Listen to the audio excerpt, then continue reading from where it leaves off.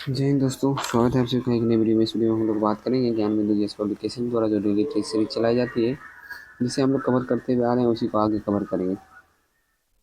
आज फिर से हम लोग सोशल साइंस का पोर्शन कवर करेंगे। आज इसमें क्वेश्चन जो रहेगा वो हिस्ट्री, पॉलिटी और ज्योग्राफी का रहेगा। टोटल 50 क्वेश्चन रहेगा। 27 मई को ये एप्लीकेशन पे करवाया गया था। और हाँ, कुछ दिनों से वीडियो नहीं आ रही थी, तो कुछ लोग नाराज़गी जता रहे थे, वीडियो नहीं दे रहे, PDF नहीं दे रहे। और इसका कारण ये है कि हम भी थोड़ा सा इलेक्शन के कारण फंसे हुए थे। बाकी अभी 5 दिन से एप्लीकेशन पे भी वीडियो नहीं आ रही थी, सर भी क्लास नहीं करा रहे थे, तो हम लोग ज़्यादा पीछे नहीं हैं। चौथा वीडियो इस मंथ का कर रहे हैं और सिर्फ 6 वीडियो अभी तक करवाया गया है, तो हम लोग आसानी से उसे कवर कर लेंगे कभी भी। रही बात इसके PDF की, PDF पेड ग्रुप में मिलता है। पेड ग्रुप का चार्ज है सिर्फ 11 रुपये। और उसके लिए आपको टेलीग्राम पे मुझसे बात करना होगा। मैं जब आपको QR कोड दूंगा तभी आप पे कीजिएगा, वरना इधर उधर आप पे करते हो तो उसका जिम्मेवारी हम नहीं लेंगे। ठीक है, चलिए स्टार्ट करते हैं आज का क्वेश्चन। क्वेश्चन नंबर 1 है, प्राचीन काल में किस वर्ण को सार्थवाह भी कहा जाता है? तो प्राचीन काल में 4 वर्ण थे, आपको पता है, ब्राह्मण, क्षत्रिय और वैश्य और शूद्र। तो सार्थवाह उसे कहा जाता था जो व्यापारी वर्ग के होते थे, जो किसान वर्ग के होते थे, उसे ही सार्थवाह कहा जाता था। और सार्थवाह जो है वैश्य वर्ण को कहा जाता था। और मैं आपको बता दूं कि ऋग्वैदिक काल, उत्तर वैदिक काल में सिर्फ वैश्य ऐसा वर्ण था जो कर देता था। सिर्फ वैश्य ऐसा वर्ण था जो कर देता था। ठीक है, सूची 1 सूची 2 को सम्मिलित कीजिए। सबसे पहली बात, 320 ईसा पूर्व नहीं, यहाँ पे पूर्व नहीं होगा, ईस्वी होगा। 78 ईस्वी होगा, पूर्व नहीं होगा। ठीक है, विक्रम संवत आपको पता है 58 ईसा पूर्व। शक संवत 78 ईस्वी। गुप्त संवत 320 ईस्वी।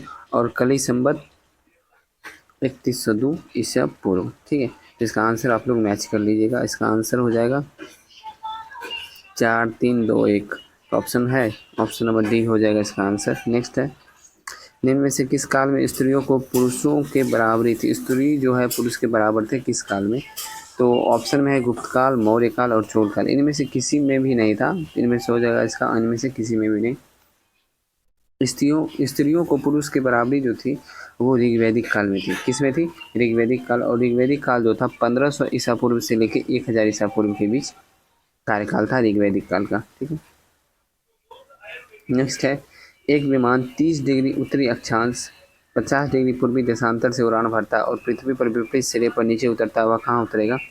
इसका एक लॉजिक जान लीजिए। देखिए, अक्षांश की बात की जाएगी तो डिग्री सेम रहेगा और उत्तर जो है वो विपरीत हो जाएगा, यानी दक्षिण हो जाएगा। ठीक है, और देशांतर की बात की जाएगी तो इसमें जो डिग्री है उसको 180 में से घटा दीजिए और पूर्वी देशांतर है तो ये पश्चिमी देशांतर हो जाएगा। बस इतनी सी कहानी है। 30 डिग्री दक्षिणी और 130 डिग्री पश्चिमी देशांतर इसका आंसर हो जाएगा। तो ऑप्शन में डी आंसर है। कर्क रेखा नहीं गुजरती है, तो कर्क रेखा अगर आप मैप देखिएगा तो ईरान से नहीं गुजरती है, मिस्र, भारत और म्यांमार से कर्क रेखा गुजरती है। और भारत के कितने राज्यों से कर्क रेखा गुजरती है वो आप मुझे कमेंट में बताइएगा।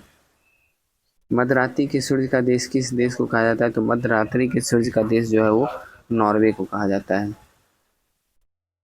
अच्छा, ये आप मुझे कमेंट में बताइएगा किस तारीख को नॉर्वे में मध्यरात्रि में सूर्य चमकता है? तारीख बताना आप लोग को, डेट बताना है। भारतीय संविधान के निर्माण से संबंधित निम्नलिखित कथनों में से कौन सा सही है? नेहरू के उद्देश्य प्रस्ताव का जो संविधान सभा द्वारा स्वीकार किया गया था, संविधान के निर्माण पर असर था? हाँ, बिल्कुल असर था। उद्देश्य प्रस्ताव यानी प्रस्तावना, और प्रस्तावना में जो है समानता का जिक्र किया गया है। और आपको पता है कि संविधान के अनुच्छेद 14 से लेकर 18 तक समानता का ही जिक्र किया गया है। ये एक एग्जाम्पल के तौर पे मैंने बताया, लेकिन ऐसे ऐसे बहुत सारी चीज़ें जो प्रस्तावना में वर्णित है वैसा ही सेम जो है संविधान में भी वर्णित है। ठीक है, तो ऑप्शन नंबर ए सही हो गया। नेक्स्ट है, उद्देशिका बहुत महत्वपूर्ण उद्देश्यों की पूर्ति करती है, ये भी सही है। संविधान को भारत के लोगों ने आदेशित किया है, क्योंकि संविधान जब पढ़ते हैं तो डायरेक्ट सबसे संविधान यानी प्रस्तावना जब पढ़ते हैं हम लोग तो प्रस्तावना की सबसे फर्स्ट लाइन में लिखा हुआ है हम भारत के लोग, तो भारत के लोग के द्वारा ही इसे आदेशित किया गया है। ठीक है, नेक्स्ट ऑप्शन है, राज्य के मुखिया का लोग प्रत्यक्ष के रूप में निर्वाचित करते हैं, बिल्कुल गलत है।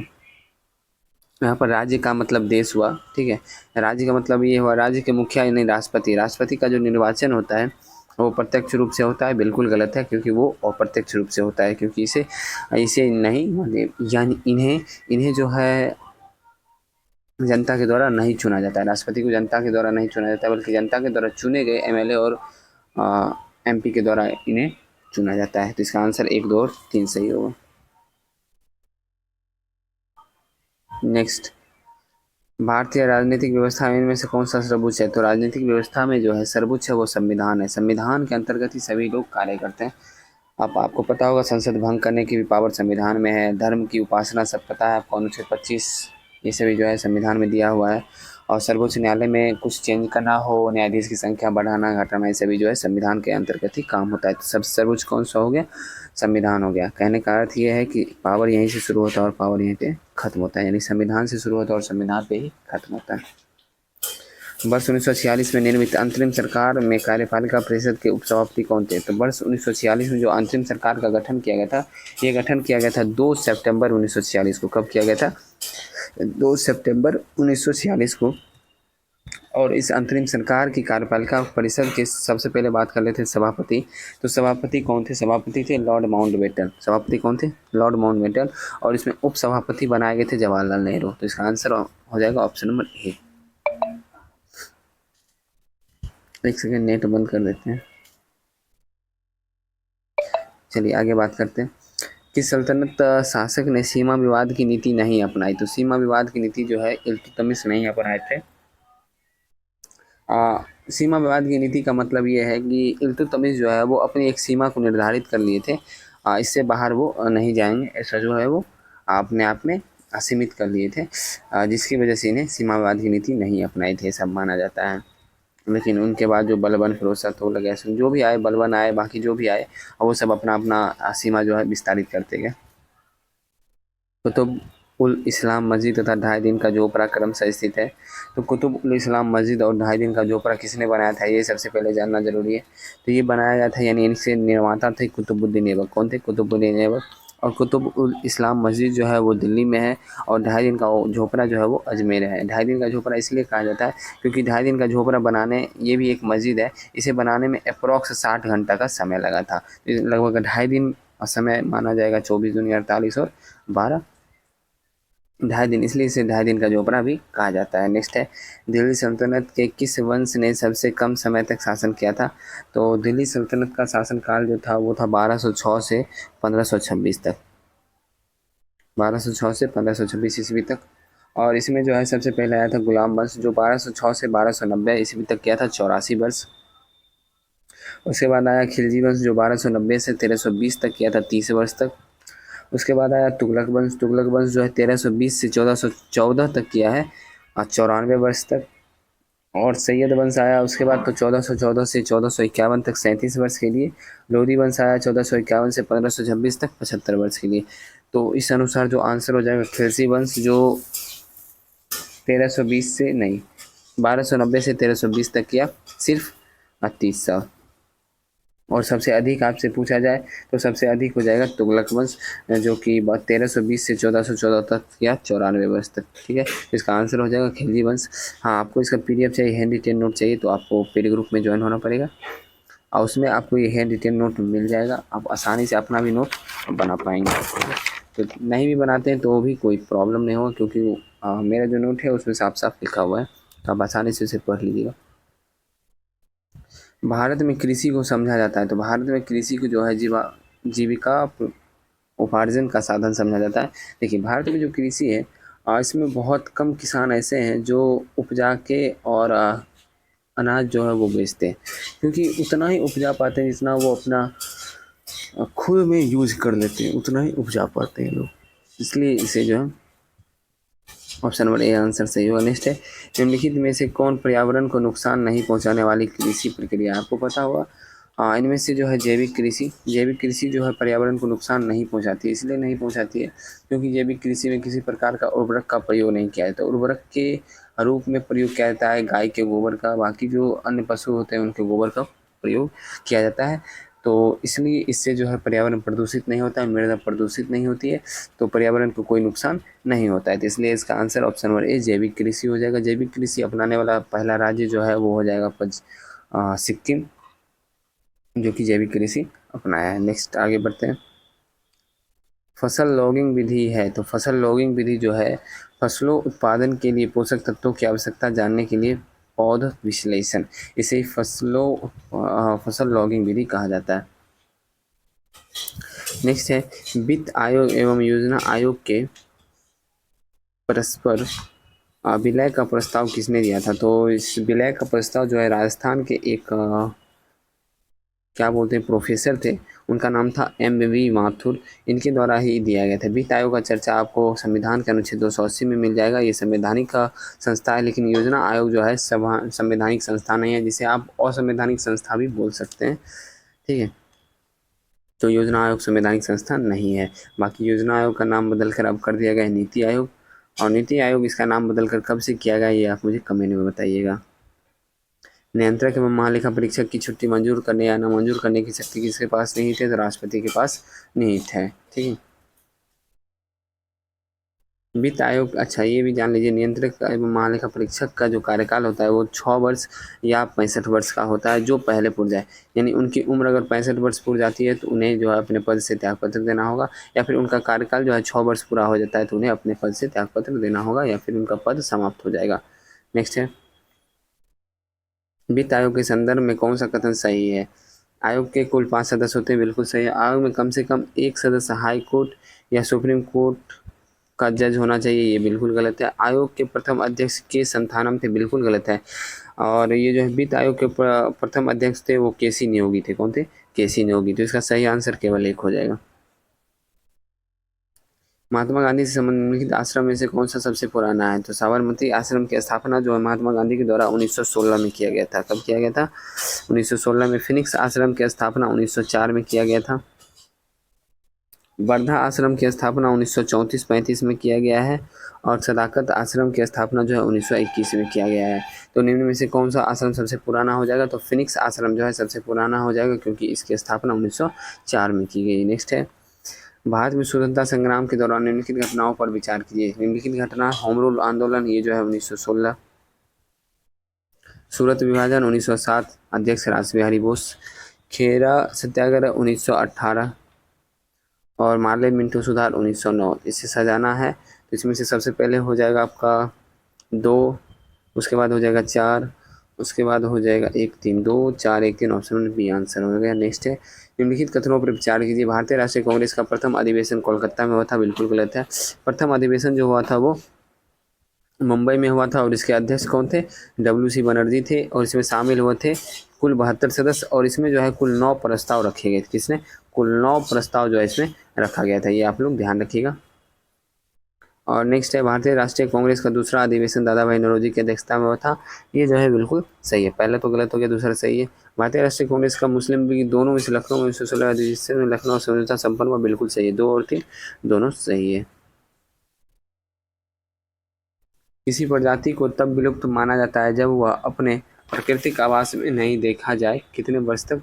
तो वह अपने प्राकृतिक आवास में अगर कंटिन्यू 50 वर्ष तक नहीं देखा जाता है तो उसे जो है विलुप्त माना जाएगा। रेड डाटा बुक संबंधित है विलुप्त के संकट से ग्रस्त जीव जंतु से। ठीक है, और रेड डाटा बुक जो है सबसे प्रथम बार प्रकाशित किया गया था 1964 में। निम्नलिखित कथनों पर विचार कीजिए। जैव विविधता हॉटस्पॉट केवल उष्णकटिबंधीय प्रदेशों में स्थित है, बिल्कुल गलत है। केवल उष्णकटिबंधीय प्रदेशों में नहीं, जैव विविधता हॉटस्पॉट जो है जहाँ पर 200 सेंटीमीटर से अधिक वर्षा होती है उस स्थान है पे। तो ऐसा नहीं है कि सिर्फ उष्णकटिबंधीय प्रदेश में ही 200 सेंटीमीटर से अधिक वर्षा होती है। भारत के 4 जैव विविधता हॉटस्पॉट अर्थात पूर्वी हिमालय, पश्चिमी घाट, अंडमान निकोबार। देखिए पश्चिमी घाट की चर्चा आ गई यहीं पे, यह गलत हो गया, क्योंकि पश्चिमी घाट में इसमें चर्चा आ गया पश्चिमी घाट का। पश्चिमी घाट में जो है सिर्फ 100 सेंटीमीटर के आसपास वर्षा होती है, जिसकी वजह से ये पॉइंट भी गलत हो गया। तो इसमें से दोनों का दोनों गलत हो गया। संघ तथा राज्यों के लिए लोक सेवा आयोग का प्रावधान संविधान के किस अनुच्छेद में? तो संविधान के अनुच्छेद 315 में वर्णित है।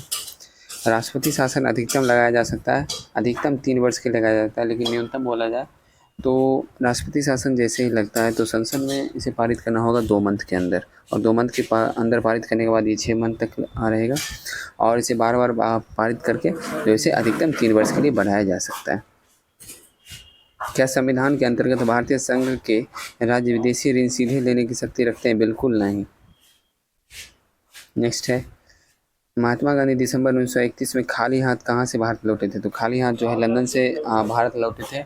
द्वितीय गोलमेज सम्मेलन जो हुआ था उसी में। द्वितीय गोलमेज सम्मेलन जो आपका हुआ था, ये हुआ था 7 सितंबर 1931 को। इसे भी ध्यान रखिएगा, बहुत इंपॉर्टेंट है।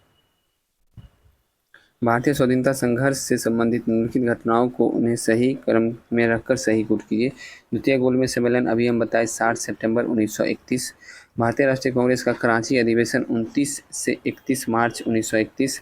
भगत सिंह को फांसी 23 मार्च 1931 और गांधी इरविन समझौता जो है 5 मार्च 1931। तो 4 हो जाएगा, फिर 3 हो जाएगा, 2 हो जाएगा, 1 हो जाएगा। 4 3 2 1, ऑप्शन नंबर सी। सांप्रदायिक अधिनिर्णय की घोषणा के पश्चात निम्नलिखित में से किसे संपादित किया गया था? तो किया गया था पूना समझौता को। नेक्स्ट है, समृद्धि की सीमा की अवधारणा का प्रतिपादन किसके द्वारा किया गया? तो समृद्धि की अवधारणा का प्रतिपादन जो किया गया था क्लब ऑफ रोम के द्वारा। पर्यावरण सुरक्षा अधिनियम 1986 को अन्य किस नाम से जाना जाता है? तो पर्यावरण सुरक्षा अधिनियम जो 1986 है उसे जाना जाता है छाता विधान के नाम से भी। National green tribunal NGT Bharat सरकार द्वारा स्थापित किया गया वर्ष 2010 में। अच्छा ये बताइए कमेंट में कि नेशनल ग्रीन ट्रिब्यूनल के अध्यक्ष कौन है? अभी एनजीटी के अध्यक्ष अभी कौन है वर्तमान में? यदि वार्षिक संघीय बजट लोकसभा द्वारा पारित नहीं होता है तो, अगर वार्षिक संघीय बजट जो है लोकसभा द्वारा पारित नहीं होता है, यानी धन विधेयक जो है यानी बजट जो है वो पारित नहीं होता है, तो प्रधानमंत्री अपनी मंत्रिपरिषद का त्यागपत्र पेश कर देता है। नेक्स्ट है, संसद की अस्थायी समिति के सदस्यों को लोकसभा एवं राज्यसभा से किस अनुपात में लिया जाता है? तो जैसे कि अस्थायी समिति, देखिए संसद में काम बहुत होते हैं जिसके लिए 2 समिति बनाए थे, एक अस्थायी समिति एक अस्थायी समिति। अस्थायी समिति के अंतर्गत आप जैसे लोक लेखा समिति हो गई जिसमें कुल 22 सदस्य होते हैं, 22 सदस्य में से 15 लोकसभा से, 7 राज्यसभा से। इस अनुसार आप अंदाजा लगा सकते हैं कि 2:1 के अनुपात में लिया जाता है। तो इसका आंसर हो जाएगा क्रमशः 2 और 1 के अनुपात में। राज्य सरकार का संवैधानिक प्रमुख कौन होता है? तो राज्य सरकार की बात की जा रही है। अगर केंद्र सरकार की बात की जाती तो राष्ट्रपति होते, लेकिन राज्य सरकार की बात की जा रही है जिसकी वजह से इसका आंसर राज्यपाल हो जाएगा। भारतीय राष्ट्रपाल ब्रिटिश राज्य का शिशु था। यह कथन जो है आर कॉपलैंड का था। यह इसलिए बोल रहे थे, इनका कहना था कि 20वीं शताब्दी यानी 1930, 1940, 1920 में जो भारत में राष्ट्रवाद है वो राष्ट्रवाद जो है ब्रिटेन में 1688, 1680 में ही था। तो इसकी वजह से जो है आर कॉपलैंड का कहना था भारतीय राष्ट्रवाद ब्रिटिश राज्य का शिशु था। नेक्स्ट है, स्वतंत्र भारत के प्रथम विधि मंत्री जो है BR अम्बेडकर बनाए गए थे। संविधान को 26 जनवरी के दिन लागू करने का निर्णय इसलिए लिया गया है क्योंकि कांग्रेस ने इस तिथि को वर्ष 1930 में स्वतंत्रता दिवस के रूप में मनाया था। नेक्स्ट है, राष्ट्रीय आंदोलन की अवधि में जिस घटना ने मतभेद के बीज बोए, बीज नहीं होगा यहाँ पे बीज होगा, वह अंततः देश का विभाजन कराया, वह थी कौन सी? तो वह थी आपका विधानसभाओं में मुसलमानों के लिए पृथक निर्वाचन क्षेत्रों और स्थानों का आरक्षण 1909 में जो किया गया था, सांप्रदायिक निर्वाचन। और यही जो है बीज है और इसका फल जो है आपको 1947 में मिला, और फल ये मिला कि भारत और पाकिस्तान का बंटवारा हो गया। नेक्स्ट है, भारत का पहला अस्थि बैंक स्थापित किया गया चेन्नई में। नेक्स्ट, ग्लोबल 500 पुरस्कार प्रदान किया जाता है किसमें? तो ग्लोबल 500 जो पुरस्कार दिया जाता है वो पर्यावरण प्रतिरक्षा हेतु दिया जाता है। नेक्स्ट है, इब्सा फॉरम में सम्मिलित नहीं है, तो चीन सम्मिलित नहीं है। आई से हो जाएगा इंडिया, बी से ब्राज़ील, ए से साउथ अफ्रीका। ठीक है, तो ये हो गया चाइना इसमें शामिल नहीं है। बाबा गरिया पूजा त्यौहार जो है वो त्रिपुरा में मनाया जाता है। माई लाइफ शीर्षक किसकी आत्मकथा है? तो माई लाइफ शीर्षक जो है ये आत्मकथा है विल क्लिंटन का। किसका है? विल क्लिंटन का। विश्व परिवेश दिवस जो है 5 अक्टूबर को मनाया जाता है। वैसे 5 जून है आज, तो 5 जून को कौन सा दिवस मनाया जाता है आप मुझे कमेंट में बताइएगा। विविध विधाओं में वर्ष 1999 में संगीत नाटक अकेडमी फेलोशिप सूची 2 में दी गई विधाओं में प्रदत्त की गई सूची 1 सूची 2 को सम्मिलित कीजिए और नीचे दिए गए कूट को सही मिलान कीजिए। यही है, तो मिलान करना है। ठीक है, चलिए। बिरजू महाराज जो हैं ये संबंधित किससे हैं? तो बिरजू महाराज संबंधित हैं आपके कथक से। और फिर एक सेकेंड थोड़ा बड़ा कर लेते हैं। के चंद्रशेखर जो है वो संबंधित है भारतनाट्यम। और नेक्स्ट है भीमसेन जो संबंधित है वो संबंधित है वोकलिस्ट से। नेक्स्ट है विजय तेंदुलकर नाटककार थे। तो इसका आंसर हो जाएगा 4, 1, 2, 3। इसका आंसर ऑप्शन नंबर ए हो जाएगा। करमापा लामा तिब्बत के बुद्ध संप्रदाय के किस वर्ग का है? तो करमापा लामा जो हैं वो बौद्ध संप्रदाय के किस वर्ग से हैं, ये पूछा गया। ये है कंग्युपा संप्रदाय की। नेक्स्ट है संगीत यंत्र सितार का मिश्रण जो है किसका मिश्रण है? संगीत यंत्र सितार जो है वो मिश्रण है वीणा और तंबूरे का। और सितार की जो है खोज यानी आविष्कार किसके द्वारा किया गया था? अमीर खुसरो के द्वारा। 13 ताली लोक नृत्य जो है राजस्थान की है। इसमें महिलाएं डांस करती है और पुरुष जो है गाना बजाना करते हैं। तो आज का सेट यहीं समाप्त हो गया। आशा करता हूँ सेट पसंद आया होगा। सेट पसंद आया वीडियो को लाइक कर देना है। चैनल पे नए आए हैं चैनल को सब्सक्राइब कर लेना है और अपने दोस्तों को ज़रूर शेयर कर देना है जो इसे ख़रीद के नहीं पढ़ सकते। हाँ, इसका PDF चाहिए और हैंड रिटेन नोट चाहिए तो आप मेरे टेलीग्राम पे आके मुझसे बात कर लीजिए और आपको पेड ग्रुप में ऐड कर दिया जाएगा। जिस पेड ग्रुप का चार्ज है सिर्फ 11 रुपये। आपको 11 रुपये पेड करना है और पेड ग्रुप में ऐड हो जाना है। ठीक है, तो चलिए मिलते हैं नेक्स्ट वीडियो में। जय हिंद।